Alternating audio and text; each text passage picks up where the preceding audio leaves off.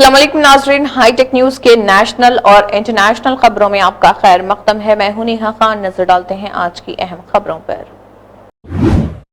आंध्र प्रदेश के भोगापुरम में वजीर आजम नरेंद्र मोदी ने कहा, गुज़िश्ता 12 बरसों में भारत में हवाई अड्डों की तादाद 74 से बढ़कर 166 हो गई। उन्होंने कहा कि आंध्र में तकरीबन 1 लाख करोड़ रुपए के रेलवे मंसूबों पर काम जारी और विशाखापट्टनम से कृष्णापट्टनम तक बंदरगाहों को जदीद शक्ल दी जा रही। मोदी ने कहा, वजीर आला चंद्रबाबू नायडू की क़ियादत में आंध्र प्रदेश एक बड़ा मैन्युफैक्चरिंग हब बनेगा, जबकि आलमी कंपनियां रियासत में सरमायाकारी के मौके तलाश कर रही, जिससे नौजवानों को रोजगार के नए मौके हासिल होंगे। आज देश ब्लू इकोनॉमी को लगातार मजबूत कर रहा है। हमारा विजन है कि पूरा क्षेत्र कोस्टल इकोनॉमिक कॉरिडोर के रूप में विकसित हो। इसी लक्ष्य के साथ विशाखापट्टनम से कृष्णापट्टनम तक हमारे पुराने पोर्ट्स को आधुनिक रूप दिया जा रहा है। इसके अलावा मुलापेटा और रामायापट्टनम में हम नए पोर्ट्स भी बना रहे हैं।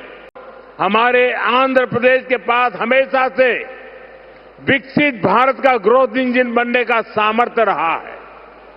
आंध्र प्रदेश के विकास के लिए हमारे प्रयास डबल इंजन की स्पीड से आगे बढ़े।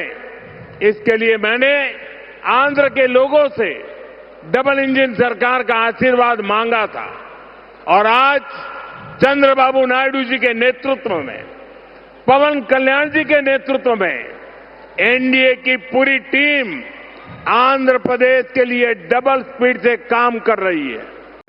यहां सेमीकंडक्टर के साथ साथ एआई इंफ्रा और डेटा सेंटर पर भी काम हो रहा है। गूगल ने भी यहां $15 बिलियन के एआई और क्लाउड इंफ्रास्ट्रक्चर कैंपस की घोषणा की है। और भी कई ग्लोबल कंपनी यहां नई संभावनाएं देख रही हैं। इसका बहुत बड़ा फायदा आंध्र प्रदेश के साथ साथ देश के यूथ को हो रहा है। ये पूरा रीजन देश के बड़े औद्योगिक केंद्रों से आसानी से जुड़े।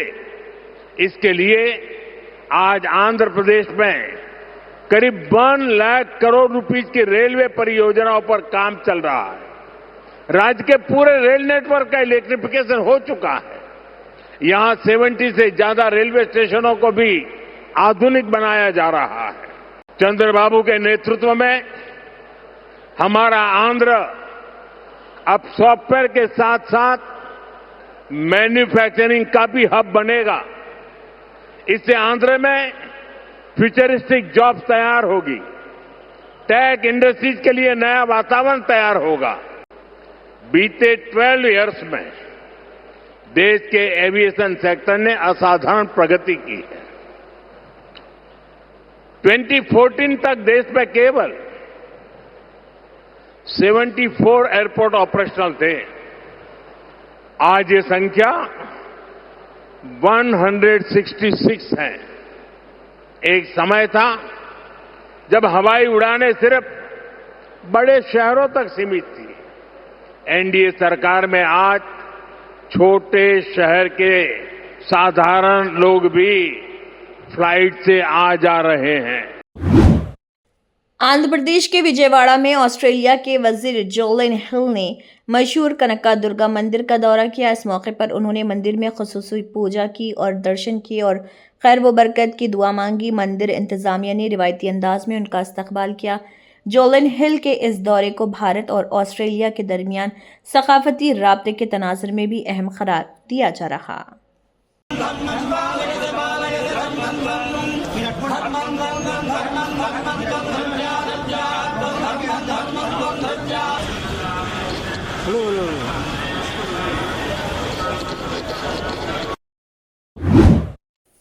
अक़वाम मुत्तहिदा के सेक्रेटरी जनरल एंटोनियो गुटेरेस ने गजा के लिए हाल ही में ऐलान किए गए असलाहत रोड मैप पर मुकम्मल अमल दरामद पर जोर दिया। उन्होंने कहा कि खित्ते में अमन व इस्तेहकाम के लिए तमाम फरीकों को इस मंसूबे की पाबंदी करनी चाहिए। गुटरेस के मुताबिक रोड मैप पर मौसर अमलावरी ही कशीदगी कम करने और पायदार अमन की जानिब अहम कदम साबित हो सकता है। It was announced already that there is a roadmap to implement these objectives. That roadmap must be followed without any question, skepticism, or determination to undermine it. Now is the time for both sides to implement what was agreed. मगरबी बंगाल के वजीर आला व BJP रहनुमा शुवेंदु अधिकारी ने कहा है कि मुल्क की तारीख में पहली बार मरदमशुमारी 100% डिजिटल तरीके से की जा रही। उन्होंने अवाम से अपील की कि वो मरदमशुमारी के अमल को कामयाब बनाने के लिए मुतल्लिका हुकाम के साथ मुकम्मल ताउन करें। अधिकारी का कहना था कि दुरुस्त और शफाफ मरदमशुमारी मुल्क की मनसूबाबंदी और तरक्की के लिए इंतहाई अहम है।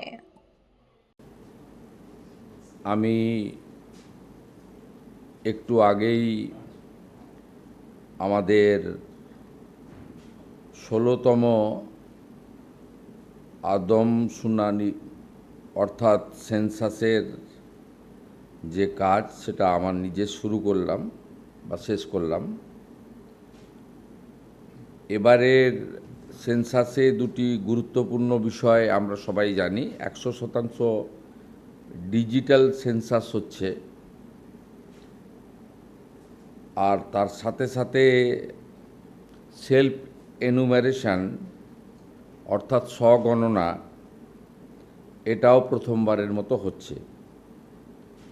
আমি রাজ্যের মুখ্যমন্ত্রী হিসেবে নিজে করলাম, আমি গোটা রাজ্যের জনগণকে এই কাজে সেন্সাস কর্মীদের সহযোগিতা করার জন্য আপনাদের কাছে আবেদন করছি।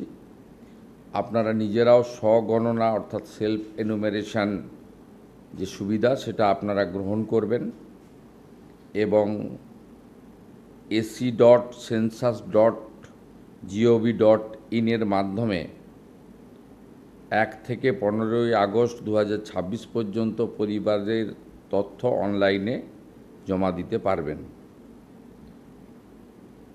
এই তথ্য সম্পূর্ণ গোপনীয়, আইনগত। केरला में अपोजिशन लीडर पिनराई विजयन ने पीएम श्री मुफाहिमती मुआहदे पर मरकजी हुकूमत को निशाना बनाया। उन्होंने कहा है कि पार्लियामेंट में मरकज के जवाब से ये वाज़ेह हो गया कि पीएम श्री मुआहदे से दस्तबरदार होने पर कोई कानूनी रुकावट मौजूद नहीं। विजयन ने कहा है कि इस जवाब ने हुकूमत के मौक़िफ़ पर कई सवालात खड़े कर दिए हैं, ताहम इस मामले पर मरकजी हुकूमत की जानिब से मज़ीद कोई रद्दमल सामने नहीं आया। PV അബ്ദുൽ വഹാബ് പാർലമെന്റിൽ ചോദിച്ച ഒരു ചോദ്യത്തിന് കേന്ദ്ര വിദ്യാഭ്യാസ സഹമന്ത്രി ജയന്ത് ചൗധരി നൽകിയ മറുപടിയിലൂടെ വ്യക്തമായത്. അതിൽ ഒരു തരത്തിലുള്ള സംശയത്തിനും ഇട നൽകാതെയുള്ള മറുപടിയാണ് കേന്ദ്ര ഗവൺമെന്റ് നൽകിയിട്ടുള്ളത്. പദ്ധതിയിൽ ചേരാതിരിക്കുകയോ ഒപ്പിട്ട ധാരണാപത്രത്തിൽ നിന്ന് പിൻവാങ്ങുകയോ ചെയ്താൽ എന്താണ് പ്രത്യാഘാതം? അതായിരുന്നു ചോദ്യം. ഒപ്പിടാതിരിക്കുകയോ ഒപ്പിട്ട ധാരണാപത്രത്തിൽ നിന്ന് പിന്മാറുകയോ ചെയ്താൽ PMC പദ്ധതി പ്രകാരമുള്ള ആനുകൂല്യങ്ങൾ നഷ്ടപ്പെടും. ഇതായിരുന്നു മന്ത്രിയുടെ മറുപടി. അതായത് ആ മറുപടിയിലൂടെ വ്യക്തമാകുന്നത് നിയമപരമായി പിന്മാറാൻ ഒരു തടസ്സവും ഇല്ല എന്നതാണ്. അപ്പോൾ വ്യക്തമായി കേന്ദ്ര സർക്കാർ ആ നിലപാട് തുറന്നു പറഞ്ഞു കഴിഞ്ഞു. ഇവിടെ वाईएसआर कांग्रेस पार्टी के इमगनूर हलके के कोऑर्डिनेटर इर्राकोटा राजीव रेड्डी ने इल्जाम लगाया कि मखलूत हुकूमत 2 साल में अपने इंतखाबी वादे पूरे करने में नाकाम रही। उन्होंने कहा कि हुकूमत ने सुपर 6 और सुपर 7 जैसे वादों पर अमल नहीं किया और साबिक वाईएसआर सीपी हुकूमत के मंसूबों का क्रेडिट लेने की कोशिश की। राजीव रेड्डी ने डीएससी भर्तियों में बेज़ाब्तगियों का भी इल्ज़ाम लगाते हुए रियासती वज़ीर तालीम नारा लोकेश से अखलाक़ी ज़िम्मेदारी कबूल करते हुए इस्तीफ़े का मुतालबा किया। ताहम इन इल्ज़ामात पर हुकूमत का मौक़िफ़ सामने नहीं आया। టీడీపీ ప్రభుత్వం ఈ కూటమి ప్రభుత్వం ఏర్పాటై ఈ రోజుకి 2 ఏళ్ళు అయిపోతుంది. ఈ 2 ఏళ్లలో మేము ప్రతి ఒక్కటి చేసినాం, అభివృద్ధి అన్ని ప్రతి ఒక్కటి చేసినాము అని చెప్పి ఏదైతే మాట మాట్లాడుతూ ఉన్నారో, ఎవరికి అభివృద్ధి ఇచ్చినారు, లేకపోతే మీరు ఇచ్చిన హామీల డేటా కానీ కూడా ఈ రోజు వరకు రాష్ట్ర ప్రజలకు మాత్రం ఎప్పుడు అందజేసింది లేదు. ఆ డేటా ఇచ్చింది, మేము పలానా చేసినాం, పలానా హామీ ఇచ్చినాము, పలానా హామీలో మేము కొన్ని ఇంతమందికి ప్రతి నియోజకవర్గంలో ఇంతమంది కేటాయించినాము అని ఏ రోజు చెప్పింది దాకా లేదు. 18 మహిళలకు కూడా 18 వయసు నుంచి 59 వయసులో ఉన్నంత వరకు ప్రతి ఒక్కరికి 1500 రూపాయలు ఇస్తామన్నారు. ఈ రోజు వరకు ఎమ్మిగనూరు నియోజకవర్గం గురించి మాట్లాడదాం. ఎవరికి పంపించినారు, ఎవరికి ఇచ్చినారు, ఎవరికి ఇచ్చిన దాకా లేదు. ఇంకోటి నిరుద్యోగ వృత్తి 3000 రూపాయలు ప్రతి ఒక్క నిరుద్యోగికి ప్రతి నెల 3000 ఇస్తామన్నారు. సంవత్సరానికి 36,000 ఎవరికి ఇచ్చినారు, ఎంతమందికి ఇచ్చినారు, ఎంతమంది నిరుద్యోగులకి ఇచ్చినారు, ఎవరికి ఇచ్చిన దాకా లేదు. సిలిండర్లు అన్నారు, వచ్చిన ఫస్ట్ సంవత్సరంలో ఒక సిలిండర్ ఇచ్చినారు వాస్తవంగా, రెండో సంవత్సరం సిలిండర్ కూడా డమాల్, అది బాగా. చేనేతలకి ప్రతి సంవత్సరం 24,000 ఇస్తామన్నారు, 24,000 ఇస్తామన్నారు. ఈ రోజు వరకు 2 ఏళ్ళు అయింది, 48,000 ఆయా. ఇప్పుడు ఆగస్టులో అయితే ఓపెన్ చేస్తామంటున్నారు, చేనేతలకు ప్రతి ఒక్కరికి ఇస్తామని చెప్తున్నారు. సరే ఇవ్వండి, చాలా మంచి విషయం, మేము కాదని చెప్పడంలా. ఇచ్చేటప్పుడు మా డిసి విషయంలో ఒకవేళ ఇదే అక్రమం కంటిన్యూ చేస్తే మాత్రం డెఫినెట్గా నారా లోకేష్ గారు రిజైన్ చేయాలి. మొన్న జెన్జీ ప్రొటెస్ట్లో ఎలాగైతే యూనియన్ ఎడ్యుకేషన్ మినిస్ట్రీ రాజీనామా చేసినారో, ఇక్కడ స్టేట్లో కూడా అంతేమంది విద్యార్థులు ఉన్నారు, అంతేమంది తిరుగుబాటుకు కూడా రెడీగా ఉన్నారు. ఒకవేళ ఇచ్చిన వాళ్ళు ఏదైతే విద్యార్థులకు ఇచ్చిన హామీలు తీర్చలేకపోతారో, ఇప్పుడు వరకు లాస్ట్కి పిల్లలకి బకాయిలు, రీఎంబర్స్మెంట్ బకాయిలు కూడా ఇవ్వనికలేదు. ఈ ప్రభుత్వం గురించా మనం డిస్కషన్ చేయాల్సి ఉంది, ఇలాంటి ప్రభుత్వం గురించా మనం గొప్పలు చెప్పాల్సి ఉంది. చదువుకునే పిల్లలకి మంచి చేయలేని ప్రభుత్వంలో వాళ్ళ గురించి మనం ఏం మాట్లాడగలుగుతాం? दिल्ली में E20 ईंधन के खिलाफ कौमी टाउन हॉल से कबल आम आदमी पार्टी के सरबराह अरविंद केजरीवाल ने मरकजी हुकूमत की E20 पॉलिसी पर सवाल उठाए। केजरीवाल ने इल्ज़ाम लगाया कि हुकूमत ने मुनासिब तहक़ीक़ और मुताले के बगैर E20 ईंधन सार्फिन पर नाफिज किया। उनका कहना है कि इससे गाड़ियों की माइलेज कम हो रही और कई गाड़ियां ख़राब भी हो रही। ताहम हुकूमत की जानिब से इन इल्ज़ामात पर फौरी तौर पर कोई रद्दमल सामने नहीं आया। तो इन्होंने कोई स्टडी वडी नहीं कराई सर, इन्होंने जबरदस्ती कर रखी। सर मिडिल क्लास पाई जोड़ के गाड़ी खरीदता है और उसके बाद अगर उस पे E20 थोप रहे हैं सरकार, तो क्या कहेंगे? तो गाड़ी भी खराब हो रही है, माइलेज भी खराब हो रही है, तो इसीलिए सरकार जबरदस्ती क्यों कर रही है? सरकार का क्या इंटरेस्ट है? इसका मतलब E20 पेट्रोल तो सही नहीं है सर, लेकिन फिर भी क्या कहेंगे प्राइस हाइक पे, क्योंकि बाकी दुनिया में प्राइस बहुत E20 का प्राइस लो है, यहाँ आइए आज सारी बातें करेंगे। शिवसेना यूबीटी के रुकने पार्लियामेंट संजय रावत ने कुलगाम दहशतगर्द हमले के बाद मरकजी वजीर दाखिला अमित शाह के इस्तीफे का मुतालबा किया। रावत ने इल्ज़ाम लगाया कि जम्मू कश्मीर में बेगुनाह लोग जाने गंवा रहे हैं, जबकि हुकूमत अपोजिशन जमातों को निशाना बनाने में मसरूफ़ है। उन्होंने अमित शाह की कारकर्दगी पर भी सवाल उठाए और सिक्योरिटी सूरत हाल पर सख्त तनकीद की। ताहम हुकूमत की जानिब से इन इल्ज़ामात पर फौरी तौर पर कोई रद्दमल सामने नहीं आया। ये सवाल आपने जो पुणे में देश के गृह मंत्री आए हैं, रात के अंधेरे में लैंड हो गए थे और भारतीय जनता पार्टी के लोगों ने उनके स्वागत के बड़े बड़े बैनर्स लगाए हैं कि देश के चाणक्य का पुणे में आगमन हो गया है। ऐसे बैनर्स, होर्डिंग बड़े बड़े लगाए हैं।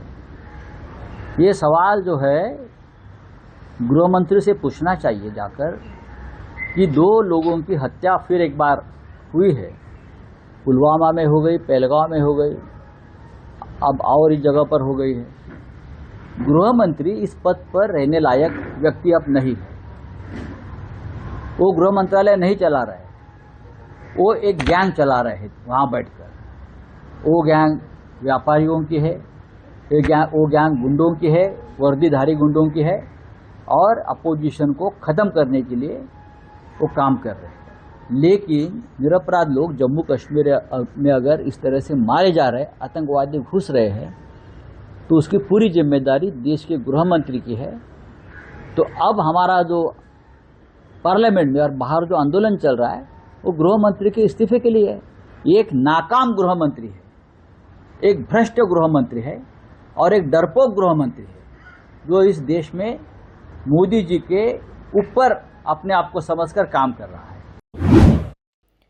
मरकजी वजीर दाखिला अमित शाह ने पुणे में लोक शायर अन्ना भाऊ साठे को फूल चढ़ाकर खराज अकीदत पेश किया। इस मौके पर उन्होंने अजीम अदीब शायर और समाजी मसले की खिदमात को याद करते हुए उन्हें अवाम की आवाज़ करार दिया।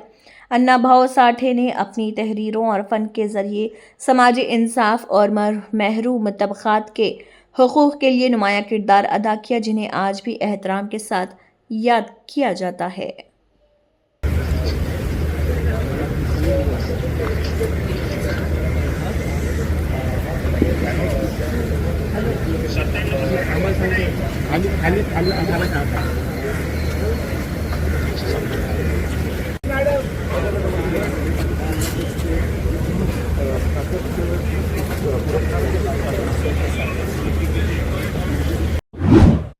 आंध्र प्रदेश में वज़ीर-ए-आज़म नरेंद्र मोदी ने 13,000 क़बायली ख़वातीन की शानदार शिरकत की तारीफ़ की। वज़ीर-ए-आज़म ने कहा, इन ख़वातीन की शमूलियत ने भारत के तनों और सक़ाफ़ती विरसे की खूबसूरत अक्कासी की। उन्होंने क़बायली ख़वातीन के जोश, नज़्म व ज़ब्त और बेहतरीन कारकर्दगी को सराहते हुए उनका शुक्रिया अदा किया। मोदी ने कहा, ऐसी तक़रीबात मुल्क की मतनू रिवायात को दुनिया के सामने पेश करती हैं।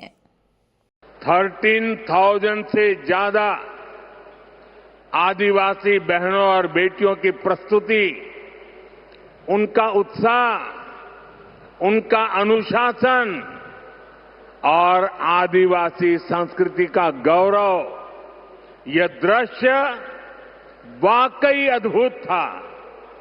इसमें देश की विविधता की झलक भी थी और पीढ़ी दर पीढ़ी सहेज कर रखी गई जनजातीय विरासत भी थी। मैं इस प्रस्तुति के लिए आप सभी का और विशेष रूप से मेरी आदिवासी बहनों और बेटियों का बहुत बहुत अभिनंदन करता हूं। कश्मीर के कुलगाम में दहशतगर्द हमले के बावजूद अमरनाथ यात्रा पर जाने वाले अकीदतमंदों के हौसले बुलंद। यात्रियों ने वापस लौटने से इनकार करते हुए कहा कि उन्हें भगवान और सिक्योरिटी फोर्सेस पर मुकम्मल एतमाद है। लोगों का कहना है कि दहशतगर्दी के खौफ से यात्रा नहीं रुकेगी। अकीदतमंदों ने दहशतगर्दों के खिलाफ सख्त कार्रवाई का मुतालबा किया और कहा कि अमन व अकीदत का सफर जारी रहेगा। मालूम है, डरना नहीं है, हमको जाना है तो जाना है। आज 28 दिन हो चुके हैं, 27 दिन अभी भी बाकी है। हाँ, बाकी है तो जाना है, तो डरना नहीं है। वो धमका रहे हैं कि ताकि हम लोग का ग्रुप भड़क जाए, लेकिन भड़काना नहीं है। भोले बाबा पर विश्वास है, हम लोग का आत्म समर्पित है। हम लोग जाना है तो जाना है, किसी को डरना नहीं है। हम लोगों का लक्ष्य दर्शन करना है, दर्शन करके ही जाएंगे। तो उससे पिछली बार भी एक बार टारगेट की हुई थी, पुलिस वालों को गोली मार दी गई थी, तो क्या डर है? जी, हम लोगों का आस्था और विश्वास है बाबा में, हम दर्शन करके आएंगे, दर्शन करने जाएंगे। वो डराना चाहते हैं, बट मुझे डरना नहीं चाहिए। भोले बाबा पर विश्वास रखना चाहिए। हम लोग का आस्था है, वो हम लोग का यात्रा सफल करेंगे।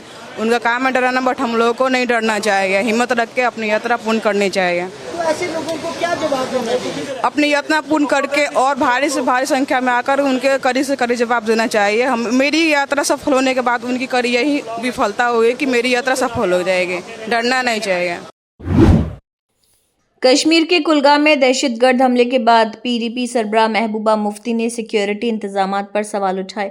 उन्होंने कहा है कि आम लोगों को भारी सिक्योरिटी तैनाती की वजह से मुश्किलात का सामना करना पड़ रहा है। इसके बावजूद सिक्योरिटी में खामियां सामने आ रही हैं। महबूबा मुफ्ती ने उसे सिक्योरिटी नाकामी करार देते हुए मुकम्मल तहकीकात का मुतालबा किया। उन्होंने कहा, यात्रा के दौरान हाई अलर्ट के बावजूद ऐसे वाक़यात पेश नहीं आने चाहिए। मुझे लगता है कि ये सिलसिला रुकना चाहिए और जो सिक्योरिटी है, जो यहाँ इतना सिक्योरिटी की वजह से लोगों को इतना अजाब है लोगों पे, उसके बावजूद ये इंसिडेंट्स होना, मुझे लगता है कहीं ना कहीं सिक्योरिटी में कोताही है। और दूसरी मेरी ये गुजारिश है कि एक तो यहाँ की जो गवर्नमेंट है उसको इन लोगों को मुआवजा देना चाहिए, वहाँ की तो देगी। दूसरा, इसका बाज़ाब्ता इन्वेस्टिगेशन होना चाहिए। यात्रा की वजह से इतनी सिक्योरिटी होने के बावजूद ऐसे इंसिडेंट्स क्यों हो रहे हैं। और दूसरा, मेरी गुजारिश है, यहाँ जो एडमिनिस्ट्रेशन है, एलजी एडमिनिस्ट्रेशन है, दूसरी एडमिनिस्ट्रेशन है, जिस तरह अभी जो हमारा एक कांस्टेबल शहीद किया गया, उसके बाद हज़ारों लोगों को ओवरग्राउंड वर्कर का नाम देके पकड़ा गया, उनको डिटेन किया गया। अभी भी जो अनंतनाग में जो दुकानदार हैं उनकी हाजिरी, तुम्हारा सीसीटीवी कहाँ था, तुम्हारा ये क्या है, तुम्हारा, और अभी भी जेआईसी और हर पुलिस स्टेशन में लोगों को बुलाते हैं। ओजीडब्ल्यू के नाम पे 80 साल के आदमी को बंद रखा काफ़ी देर के लिए। तो कहीं ये दूसरा बहाना नहीं मिलना चाहिए यहाँ की सिक्योरिटी एजेंसीज को, यहाँ की पुलिस को, कश्मीरी लोगों को, आम कश्मीरी जिनका कोई लेना देना नहीं, वो तो बेचारे खुद शर्मिंदा ये क्या हो रहा है, क्योंकि हमारे बच्चे बाहर के रियासतों में पढ़ते हैं, लिखते हैं, हमारे शॉल वाले वहाँ जाते हैं, इस टेंशन का फिर वो शिकार हो जाते हैं। हम तो कभी नहीं चाहेंगे ऐसा होना चाहिए। तो मुझे लगता है सरकार को इसमें देखना चाहिए ये कहाँ कोताही हो रही है, किस तरह मिलिटेंटों ने आके इतनी सिक्योरिटी होने के बावजूद, आर्मी होने के बावजूद, सीआरपी पुलिस होने के बावजूद 2 निहत्थे लोगों को गोली मार के जो है। इसी के साथ हाईटेक न्यूज़ के नेशनल और इंटरनेशनल खबरें इख्तिताम को पहुंचती हैं। अल्लाह हाफिज।